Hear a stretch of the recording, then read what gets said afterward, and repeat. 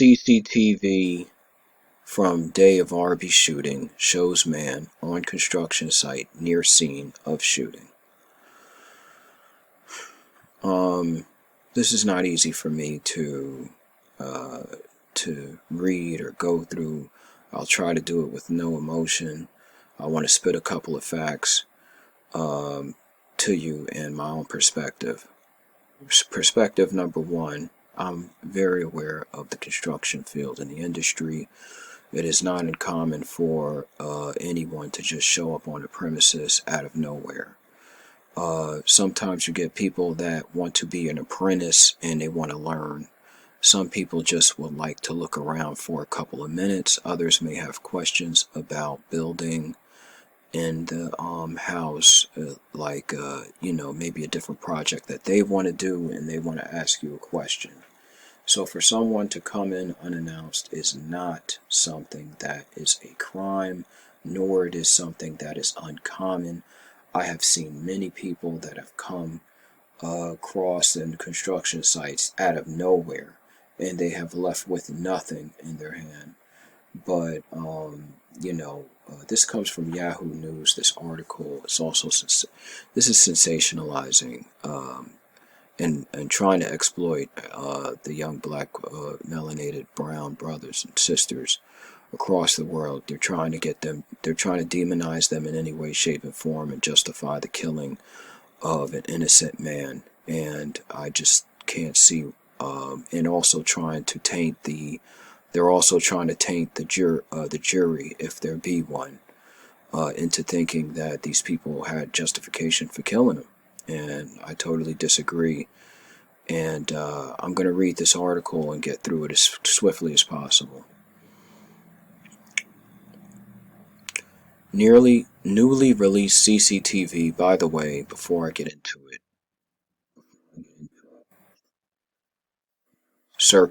closed circuit television. That's what a CCTV is, okay? You all people that come up with these things, you try to come up with different names to reinvent all kind of wheels and stuff. It's a daggone security camera, okay? But you couldn't say that. You had to say CCTV. I mean, like you're some kind of smart aleck. It's trying to put the okey doke on you. It's like, this is new developing information. None of this is new, okay? Anyway, newly released CCTV, which is basically security footage from February 23rd, 23. Remember that day, the 223s. Oh Jesus, 322 backwards. Okay, I'm gonna go on. It is, but I got my fair share of training, seeing with numbers. Shout out to those that could keep up with me. February 23rd shows a man dressed in clothes matching those of Ahmaud Arbery on a private construction site near, approximately 240 yards from the scene of Arbery's fatal shooting on that day. Property belongs to Larry English, who said that a security camera had captured a trespasser on the property a number of times before February 23rd, after the first time that video captured someone in the house. Mr. English you see, I told you they're trying to demonize him. This is disgusting. These people are disgusting. So Mr. Englishman, this Mr. English, let's see if he has any remorse for this young man that got killed over looking at the police. Mr. English contacted local law enforcement on a non-emergency number and made them aware of the unauthorized entry onto his property, said English attorney English Grady in a statement sent to Storyful. He never used the word burglary. He never shared any of this information with Mick Michaels, whom he did not even know. Nothing was ever stolen from the house, which again was a construction site. So How did the McMichaels assume this? You know why? I'll tell you why. Because they probably have access to that camera as well. That's why. I'm just going off the top of my head. They probably had access to that camera as well, or they had access to the information from this guy named Mr. English, which sounds like an alias to me, by the way. The statement went on to say that even if there had been a robbery, the English family would not have wanted a vigilant response. Okay? Of course not. But there wasn't one. The statement also says that English was not the person who contracted authorities on February 23rd. Okay, obviously they weren't. The CCTV shows a man on on construction site on February 23rd. The clothes worn by the man, a white t-shirt and shorts, matched the clothes worn by Mr. Arbery.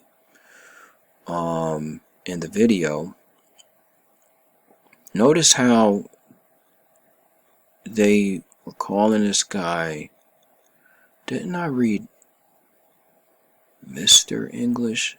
I did. I wrote Mr. English a couple of times. His name's Larry English. And then they call him Mr. English. And then they say, no, I'm being negative here. And then they just come out and say, by Arbery. Put some respect on that name. Say Mr. Arbery. Real talk, man. Say Mr. Arbery. Why I gotta just be Arbery? You done said Larry English, you said Mr. English, you said Elizabeth Gaddy, you said Mick Michaels. I mean, how come it can't be just Mr. Arbery? Anyway, Arbery in the video of the shooting and the construction site is approximately 240 yards from the scene of Merritt Law Firm, the firm representing Arbery's family. Said it had reviewed the video. Our officer has reviewed the surveillance video, which appears to show a person believed to be Ahmaud Arbery entering a property under construction. It said in a statement, Ahmaud did not take anything from the construction site. First of all, this is a statement from someone. Obviously, in the video, we could clearly see that he didn't take something from the site, but we had to hear it from a statement as though, oh well, maybe he did. We had to hear a statement from them. You hear where I'm coming from? We're reading from a statement from the lawyer of Arbery, Mr. Arbery, the belated Arbery. We're reading a statement. We're not necessarily looking at the tape and saying, this is the conclusion of this article. It could have just concluded with, he took nothing. But no, we have to read it from the... It said in a statement, Ahmaud did not take anything from the construction site. We all saw that. He did not cause... And on top of that, the other guy said he didn't. He did not cause any damage to the property, the firm said. The video confirms that. There we go, Mr. Arbery's. But see, this is coming from the firm. The firm says Mr. Arbery. Who is writing this garbage? The firm said Mr. Arbery, but you addressed him less than a paragraph ago just as Arbery. So this is from Yahoo, and this is Storyful. Don't think I'm not stupid.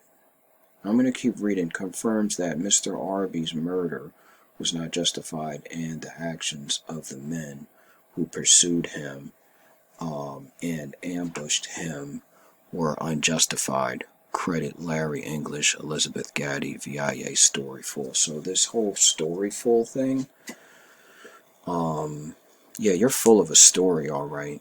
You know what stories are? It's like Once Upon a Time.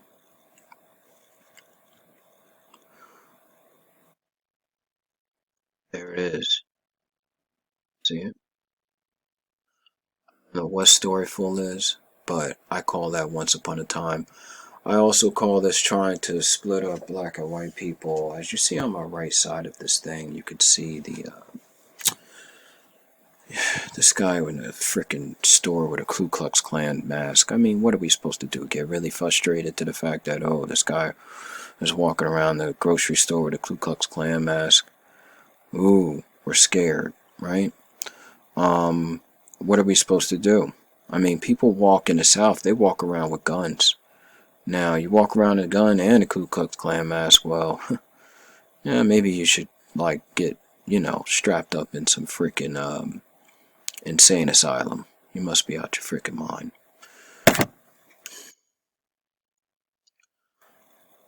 I believe that this young man, is purely innocent. To stay on topic, I also believe that, the fight is not over yet. Obviously, this is a fight for humanitarian rights. You know, um, I have no faith in the judicial system because of the way that everybody is treating each other. On how, like, Bill Cosby got locked up, and how a lot of other people are still on the brink of being free or are free. Um, how most of, if not all of my role models have bad, or they're trying to give them bad reputations. Um, everybody from R. Kelly to Michael Jackson to Bill Cosby. I mean, and the list just goes on.